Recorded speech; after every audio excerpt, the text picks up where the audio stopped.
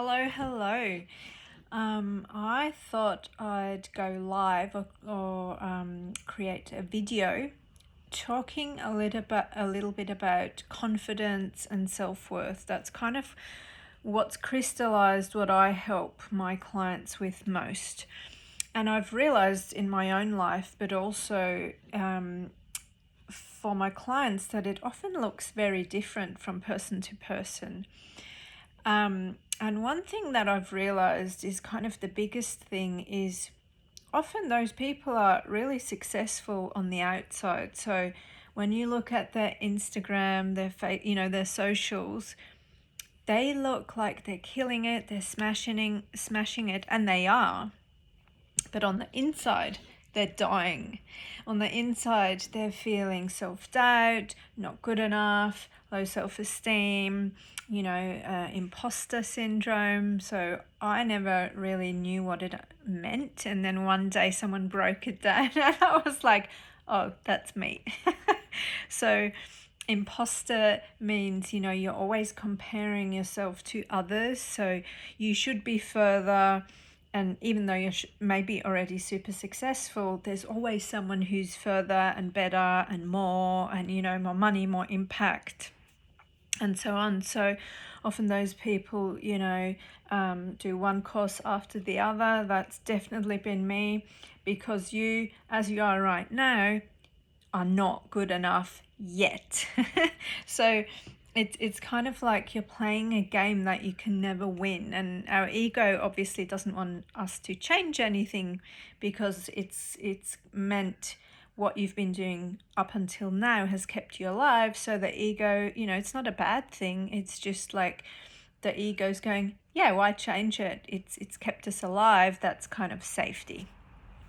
And yeah, so I just always find it really interesting. I've worked with a billionaire, I've worked with, multimillionaires or six-figure, I've worked with people who have nothing to people who have, in my eyes, everything.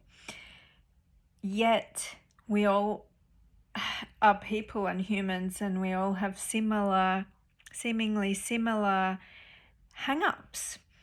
And I just really find it, once we, you might think, yeah, I'm confident and I'm worthy, and I was certainly like that too. Another thing that for me was also a thing is like visibility, kind of, you're really good at what you do, but you're actually not super keen on putting yourself out there. So you're kind of hiding,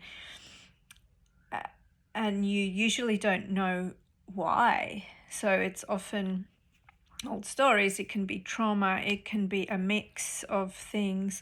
It can be when you were 10 years old, the teacher said, stand up, and read out this thing in front of the class, and you couldn't say anything, or you didn't know the answer straight away, and then everyone laughed.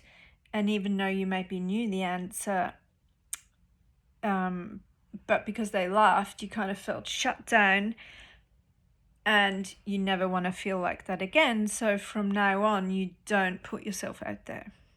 And like a thing that I keep remembering is, I was kind of seen as the leader sort of in, it's stupid, but, year 2, and we had this little camp in the bushes, and I didn't really want to, but I was seen as the leader. But then I was seen as the threat to others, or people, had something against me or whatever, and I didn't want that. So I kind of never wanted to really be the leader. I had leading qualities, but I never really wanted to be seen as the leader. And that's kind of what I see now. I prefer, I can stand up on stage. I don't have no problem hosting a Zoom, with hundreds of people or more, but I'd rather do it in the background. And so what is it for you? And I'm kind of trying to keep these videos to 5 minutes or less, because I can just go on and on. So what is it for you? Where do you find confidence, or what would you call what you're, what's holding you back. And the thing is, something that I've learned with a mentor is that often these, I don't like to say blocks, but that's what people understand. It's kind of like the common denominator, or how do you say, the common word for something like this. What's holding you back is it's actually something that, even though it's often negative, it's kind of been like a guideline that's made us to who we are today. So it's kind of some of the core beliefs or core things that we have. We can try and remove the blocks and, release, but we'll always keep coming back to, let's say, I'm not good enough. Like the three main ones are, I'm not good enough, what I want is not available to me, like often with money and abundance. And what else? The third one, I can't remember. But and so instead of trying to get rid of these, we can say, we can maybe work a little bit on it, and then we can say, okay, that seems to be my core wound. So instead of trying, it's a bottomless pit. Instead of trying to get rid of each and every instance where we felt like that, we can just acknowledge it and say, yeah, wow, that's how I feel. And now I choose to create from that place, and I choose to create what I want to create, instead of kind of looking backwards all the time while we're actually moving forwards in life. You're not going to go very far or very fast. As I said in another post, fast doesn't mean better at all.